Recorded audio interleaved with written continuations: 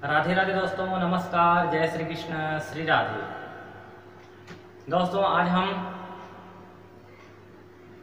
देखिए इस पूरे यूनिवर्स में, पूरे ब्रह्मांड में जो सबसे प्रमुख तत्व है, सबसे इम्पोर्टेंट तत्व, तीन चीज जो सबसे इम्पोर्टेंट तत्व है, सबसे प्रमुख तत्व है, जो अनादि है, अज है और अविनाशी है, जो सदा से था, सदा रहेगा। तीन चीज सदा से था, उसका शुरू नहीं हुआ है तीन चीज का।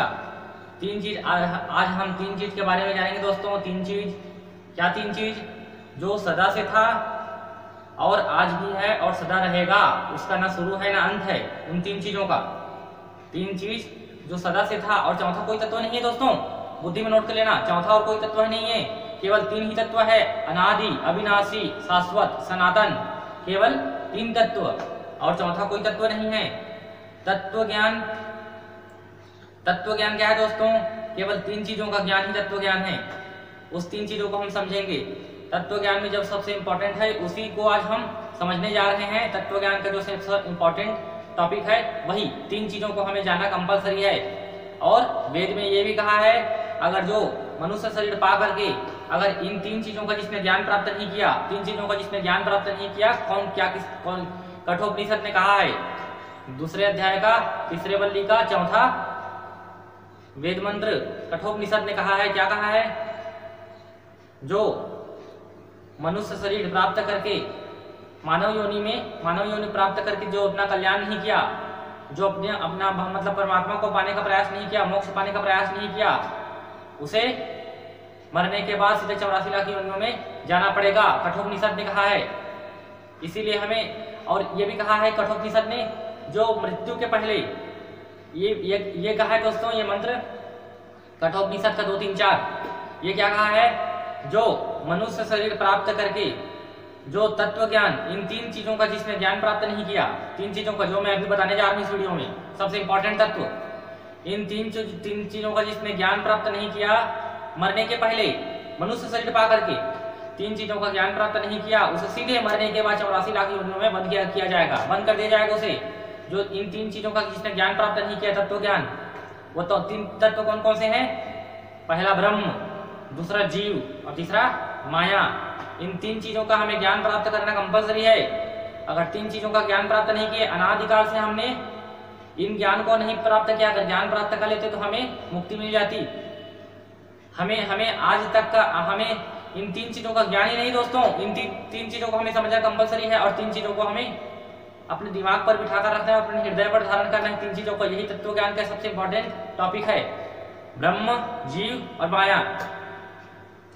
ब्रह्म, जीव और माया तीन ही चीजें हैं और चौथा कोई नहीं है। मैं आपको बताऊंगा विस्तार से कि कैसे तीन चीज हैं, और भी तो कुछ हो सकता है ना, और कुछ नहीं दोस्तों, केवल तीन ही चीजें हैं और कुछ भी नहीं है। तीन चीज के अलावा चौथा और कुछ भी नहीं है। जो कुछ भी दिख रहा है हमें, जो कुछ भी, ये सब तीन ही है।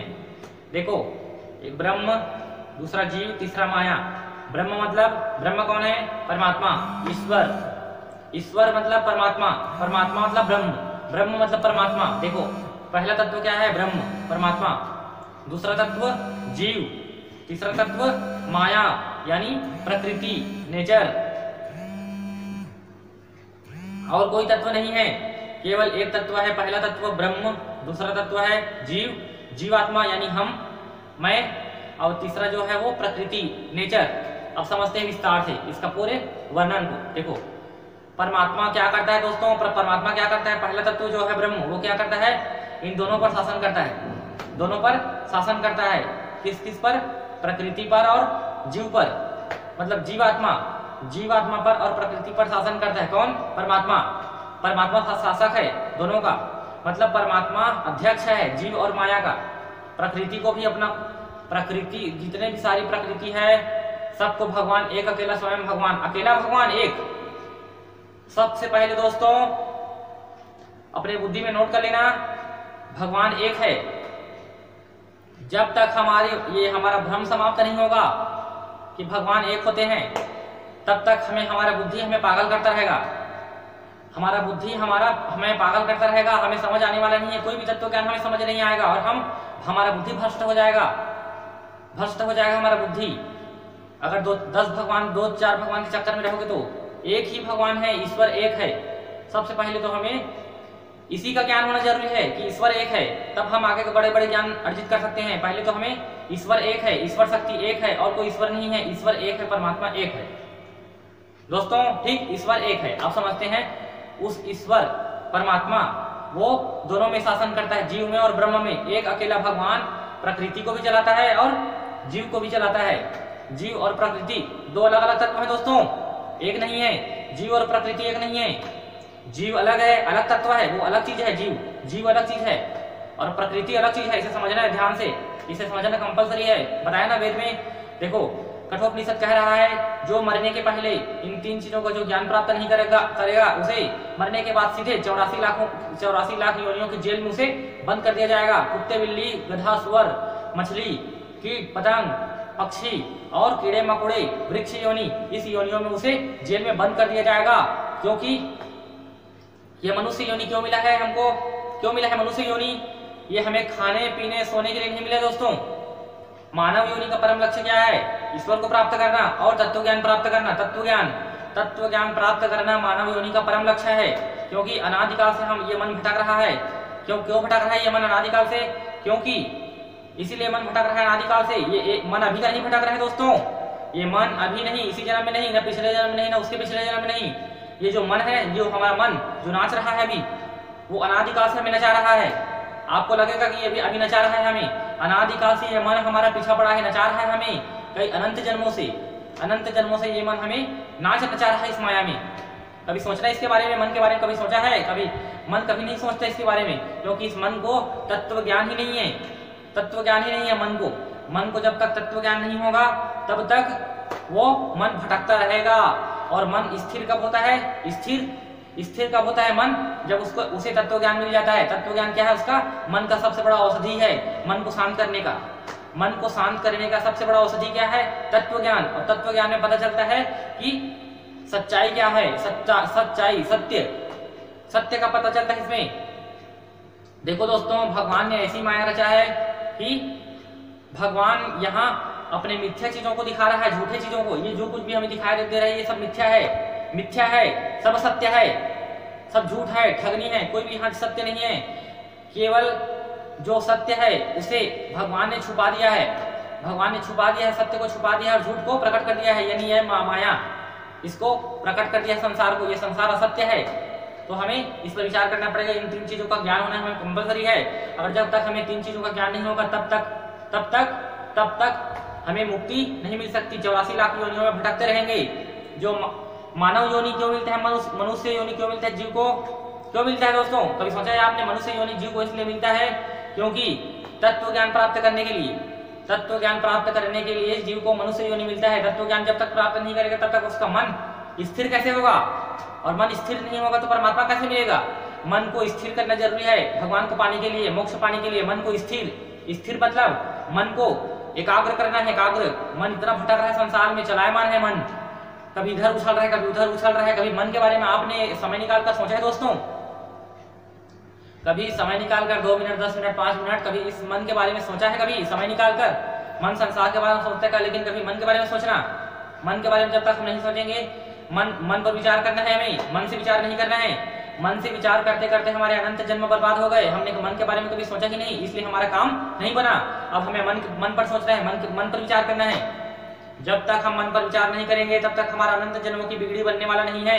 अनंत जन्मों से हम भटक रहे हैं इस संसार में, माया में, और हमें मालूम भी नहीं चल रहा है सत्य क्या है। मन भटक गया है इस माया में, मन को पता नहीं चल पा रहा है कि सत्य क्या है। सत्य हमारा मन हमेशा, आपको एक अगले वीडियो में बताऊंगा कि मन के पूरे हाल को। देखो दोस्तों, अभी हम समझ रहे हैं क्या? अभी हम समझ रहे हैं कि हमारा परम लक्ष्य क्या है दोस्तों? ईश्वर को प्राप्त करना। हमारा परम लक्ष्य क्या है? ईश्वर को प्राप्त करना। हमारा परम लक्ष्य क्या है? ईश्वर को, परमात्मा को प्राप्त करना। जब तक हम उस परमात्मा को, परम पद परमात्मा को प्राप्त नहीं करेंगे तब तक हमारा काम बनने वाला नहीं है। तो दोस्तों, हमें अपने मन पर विचार करना है, मन से विचार नहीं करना है। मन बहुत नचा रहा है हमें, अनादिकाल से नचा रहा है मन, हमें मन पर विचार करना होगा। तो दोस्तों अभी हम क्या समझ रहे थे इस वीडियो में? 3 चीजों के बारे में समझ रहे थे, ब्रह्म, जीव और माया। देखिए ब्रह्म कौन है? परमात्मा। जीव और माया का शासक है, दोनों में शासन करता है, अध्यक्ष है भगवान, अध्यक्ष है जीव और माया का। प्रकृति को भी वही भगवान चलाता है और जीव को भी वही भगवान चलाता है। जैसे समझना कैसे भगवान चलाता है इन दोनों को। देखो प्रकृति में चलते हैं। सबसे पहले प्रकृति मतलब नेचर।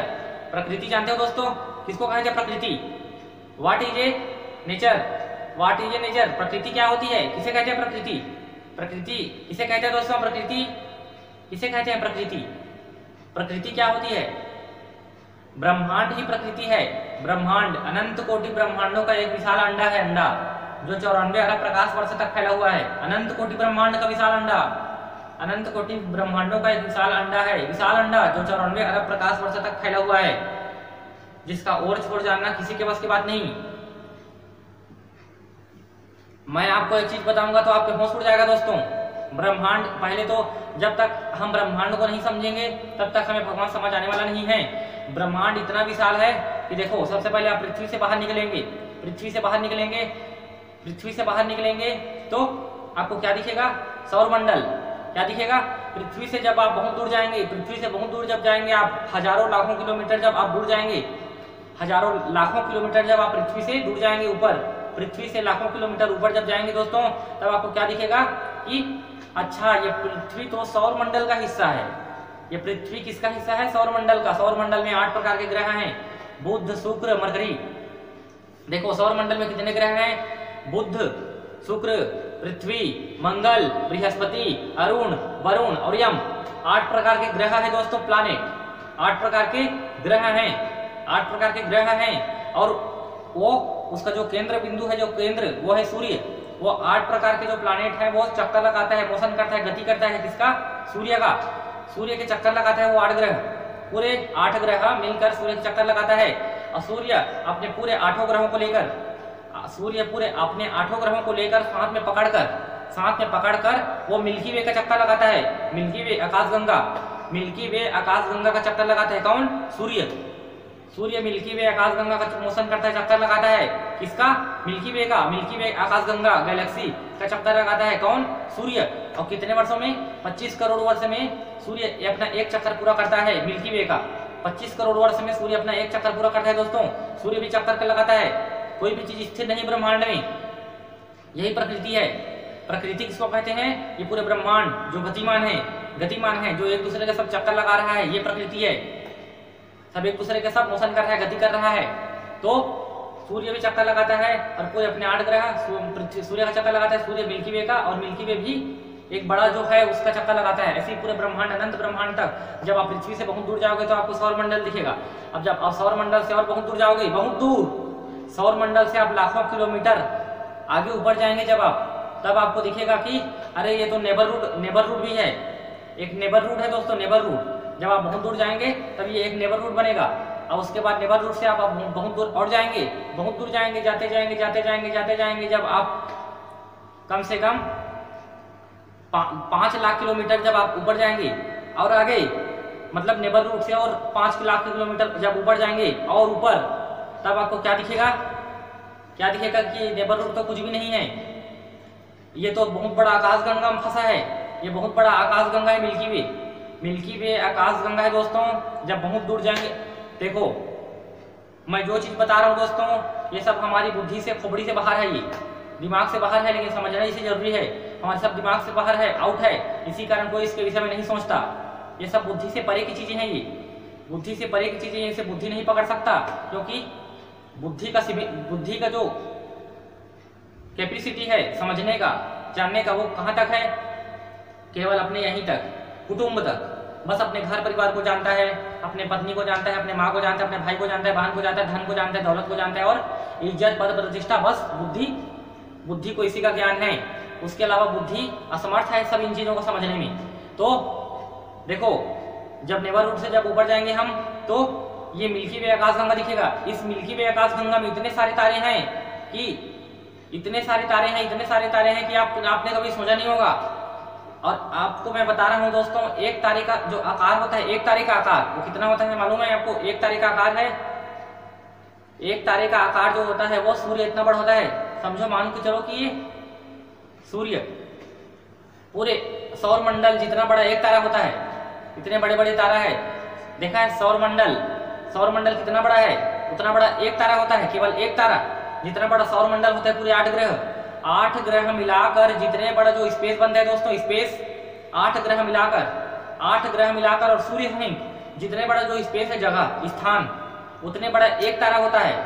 और जब 4 अरब तारा, जब ऐसी ही इतने ही बड़ा तारा, जब 4 अरब तारे जो एक ग्रुप में समाया रहता है, एक ग्रुप में जो समाया रहता है 4 अरब तारा, इतने ही आकार के 4 अरब तारे जिसमें समाया रहता है, उसे कहते हैं आकाशगंगा। क्या कहते हैं दोस्तों? आकाशगंगा, गैलेक्सी। एक गैलेक्सी में 4 अरब तारे होते हैं। ऐसे ही मालूम है आपको कितने आकाशगंगा है? अरबों आकाशगंगा है। कितने आकाशगंगा? अरबों आकाशगंगा। और जब लाखों आकाशगंगा जब मिलता है तो उसका एक ग्रुप बनता है, लाखों आकाशगंगा का एक ग्रुप बनता है, ग्रुप बनता है, लाखों आकाशगंगा का एक ग्रुप बनता है, ग्रुप बनता है। उस ग्रुप को क्या कहते हैं? Super cluster. एक ग्रुप बनता है, लाखों आकाशगंगा का एक ग्रुप बनता है, उसे कहते हैं सुपर क्लस्टर। और सुपर क्लस्टर एक सुपर क्लस्टर नहीं है, पता है आपको कितना सुपर क्लस्टर है? करोड़ों सुपर क्लस्टर हैं, करोड़ों सुपर क्लस्टर हैं। उससे भी बड़ा भी और कुछ है, उससे बड़ा भी और कुछ है, यानी हमारी बुद्धि वहां तक नहीं जा सकती, इतने बड़े हैं विशाल अंडा। उसमें जो विशाल अंडा जो बता रहा हूँ इस प्रकृति, ये 94 अरब प्रकाश वर्ष में फैला हुआ है। 94 अरब प्रकाश वर्ष में फैला हुआ है दोस्तों। ये आकाशगंगा 94 अरब प्रकाश वर्ष में फैला हुआ, ये आखिरी छोर, यानी ये पूरी प्रकृति। तो देखिए ये वो प्रकृति, इस पूरे प्रकृति को कौन चलाता है? भगवान, जो ब्रह्म है वो चलाता है इस प्रकृति को। और जीव को भी वही चलाता है, जीव को मतलब उस जीव को, जीवात्मा को भगवान प्रकृति का कपड़े पहना देता है। प्रकृति का कपड़ा मतलब पंच महाभूत का कपड़ा पहना देता है उस जीव को, मतलब ये शरीर पहना देता है भगवान, ये प्रकृति का उसे शरीर पहना देता है। क्यों? क्योंकि इसे मोक्ष नहीं मिला है। जब तक इस जीव को मोक्ष नहीं मिलेगा तब तक भगवान उसे प्रकृति का कपड़ा पहनाता रहेगा। ये प्रकृति से बना है हमारा शरीर। तो देखो दोस्तों, इसे हम साधारण भाषा में हम समझ सकते हैं, ये ब्रह्म जीव और माया को, ये ब्रह्म जीव और माया ये कैसा तत्व है? ये देखो, जीव जब तक इस ब्रह्म को नहीं जानेगा, परमात्मा को नहीं जानेगा, तब तक इस माया से उत्तीर्ण नहीं हो सकता। ये जीव जब तक ईश्वर को नहीं जानेगा तब तक इस माया से उत्तीर्ण नहीं हो सकता। जीव कभी भी नहीं हो सकता, कभी भी नहीं हो। आज तक ये जीव माया से उत्तीर्ण क्यों नहीं हो पाया? क्योंकि इस माया से उत्तीर्ण इसलिए नहीं हुआ है क्योंकि इसने जीव आज तक अनादिकाल से ये भटक रहा है, लेकिन उस परमात्मा को, ब्रह्म को नहीं जान पा रहा है, अभी भी नहीं जान पा रहा है। हमारे अनंत जन्म बर्बाद हो गए। क्यों बर्बाद हुए? क्योंकि हमने भगवान को नहीं जान पाया। अभी भी हमें जन्म मिला है भगवान को जानने के लिए, अभी भी क्या हम जान पा रहे हैं भगवान को? नहीं जान पा रहे हैं। ऐसे ही हमारा जीवन व्यर्थ जा रहा है। उसके बाद मरने के बाद फिर ऐसी क्रिया चलेगा। कब तक चलेगा दोस्तों ये क्रिया, जन्म मरण का क्रिया? जब तक हम ब्रह्म को नहीं जानेंगे, परमात्मा को नहीं जानेंगे, तब तक हमारा ये जन्म मरण का चक्र सिलसिला चलता रहेगा, कष्ट भोगना पड़ेगा। तो हमारा परम लक्ष्य क्या है? ब्रह्म को जानना और परमात्मा को प्राप्त करना। ये जीव का चरम लक्ष्य है,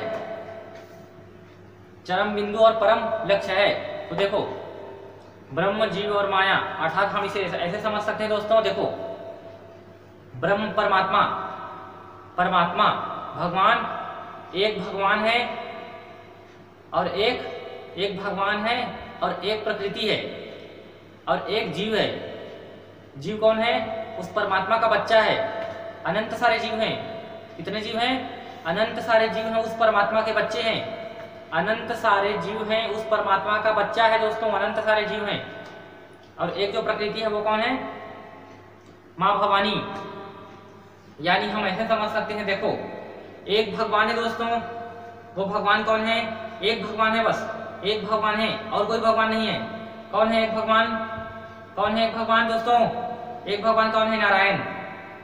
भगवान नारायण एक भगवान है और कोई भगवान नहीं है। सब वही है, एक भगवान है, वही ब्रह्म है। और देखो, एक भगवान है नारायण, वही ब्रह्म है। और एक प्रकृति है, प्रकृति मतलब माँ लक्ष्मी। माँ लक्ष्मी, माँ लक्ष्मी कौन है? भगवान नारायण की देवी है और वो प्रकृति है, नेचर है। मतलब वो जो माँ लक्ष्मी है वो कौन है? प्रकृति है, यानी माया है। माया, प्रकृति को माया भी कहते हैं। वो माता लक्ष्मी कौन है दोस्तों? वो भगवान नारायण की माया है, माया शक्ति है। स्त्री, स्त्री क्या है मालूम है आपको? जितने संसार में स्त्री है वो क्या है? माया है भगवान की, स्त्री है। स्त्री से कोई नहीं बच सकता, सबको स्त्री ने नाच नचा दिया है, किसी को स्त्री ने नहीं छोड़ा, सबको स्त्री रूपी माया ने सबको मार डाला है और कोई नहीं बच सकता इस स्त्री माया से। इसी कारण जो स्त्री है, स्त्री में जो आकर्षण है, भगवान ने स्त्री में आकर्षण भर दिया है। इतना आकर्षण भर दिया है कि कोई भी पुरुष इससे बच नहीं पाएगा। इतने आकर्षण भरा भगवान नारायण ने, इतने आकर्षण भर दिया है इसमें कि एक भी प्राणी कोई भी स्त्री से नहीं बच सकता। कोई भी स्त्री से सबको नचा डाला है इस स्त्री माया ने। नारायण की माया ने प्रत्येक जीव को नचा दिया है। विश्वामित्र जैसे ब्रह्म ऋषि को नचा दिया है। मेनका स्वर्ग की अप्सराएं हैं, उसने उसके मन को पिघला दिया ब्रह्म ऋषि विश्वामित्र को। तो जब ब्रह्म ऋषि के मन को पिघला दिया तो साधारण मनुष्य की बात ही क्या है? साधारण मनुष्य तो ऑलरेडी स्त्री की माया में फंसा हुआ है। जब इसे छोड़ने चले तो ये भी हमें निकलने नहीं देती ये स्त्री माया। इतना बलवान है स्त्री माया। स्त्री भगवान नारायण की प्रमुख माया है। तो माँ लक्ष्मी कौन है? माया है, माया। और वो नारायण कौन है? मायापति है।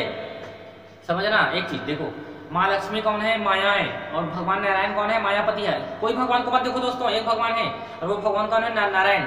एक भगवान है, वो भगवान कौन है? नारायण। और एक प्रकृति है, प्रकृति एक है, मतलब माया। वो कौन है? माँ लक्ष्मी। जितने भी देवी इस संसार में, जितने भी देवी हैं, इस पूरे ब्रह्मांड में जितने भी देवी हैं दोस्तों, कोई भी देवी, चाहे माता पार्वती हो, चाहे माता सरस्वती हो, चाहे संतोषी हो, चाहे रिद्धि सिद्धि, कोई भी देवी हो, वो माता लक्ष्मी ही है। माता लक्ष्मी ही सब कुछ देवी बनी है। सब देवी, जितनी भी देवी, और कोई देवी अलग नहीं है, सब माता लक्ष्मी का ही अंश है। और जितने भी भगवान हैं, पुरुष भगवान, यानी वो सब नारायण के ही अंश हैं। यानी एक भगवान है और एक देवी है, एक देवी और एक भगवान। एक देवी, जितने भी देवी है वो उसी देवी का रूप है और लक्ष्मी का रूप है। और जितने भी भगवान है वो एक नारायण का रूप है। जैसे शंकर, ब्रह्मा, हनुमान, वो सब वही विराट रूप में देखे होंगे आप। एक भगवान ने पूरे अपने अनंत रूपों को दिखाया है। ऐसे ही माता देवी का भी एक विराट रूप है। तो नारायण तीन तत्वों में बता रहा था आपको, ब्रह्म जी और माया। देखो समझना, एक नारायण है, एक भगवान ब्रह्म और एक प्रकृति है यानी माँ लक्ष्मी। और उन दोनों के अनंत सारे बच्चे हैं। उन दोनों के, जैसे कि घर में आप देखना, एक माता होता है माता, एक पिता होता है दोस्तों, होता है पिता, ठीक है। एक माता होता है, एक पिता होता है दोस्तों। एक माता होता है घर में, एक पिता होता है। और कोई होता है? नहीं होता। अलग को छोड़ो, एक माता होता है, एक पिता होता है और उसके बच्चे होते हैं। और कोई होता है? नहीं होता। दादा दादी को छोड़ो, वो बात अलग है, उसका अलग मैटर है। दादा दादी का बात नहीं हो रहा है। देखो मेन कुटुंब का बात कर रहा हूँ, कुटुंब। एक माता पिता होते हैं और उसके बच्चे होते हैं। ऐसे ही भगवान का भी है। देखो एक भगवान है नारायण और एक प्रकृति है यानी माँ लक्ष्मी। दूसरा तत्व प्रकृति, वही लक्ष्मी माँ माया है और प्रकृति है वही। और तीसरे नाम का जो तत्व है वो जीव है। जीव कौन है? उस दोनों माता और पिता के बच्चे हैं जीव।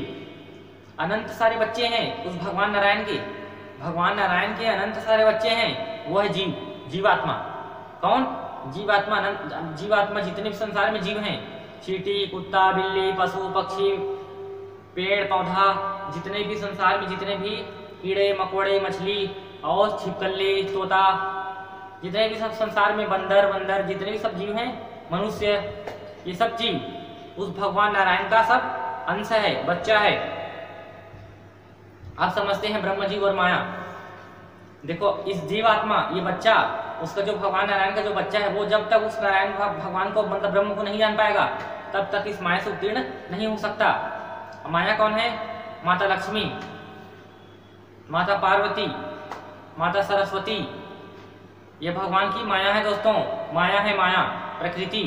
ये माता दुर्गा, जब तीनों शक्ति मिलता है, पार्वती माता और लक्ष्मी माता और सरस्वती माता, जब तीनों शक्तियां मिलती है तब क्या बनता है? माता दुर्गा। और माता दुर्गा कौन है? ये पूरी प्रकृति है, माँ दुर्गा। माँ दुर्गा ही प्रकृति है दोस्तों, वही माँ दुर्गा ही माया है। अब इस जीव का मन किस में लगा रहता है? माता दुर्गा में, भगवान में नहीं लगता, नहीं लगता।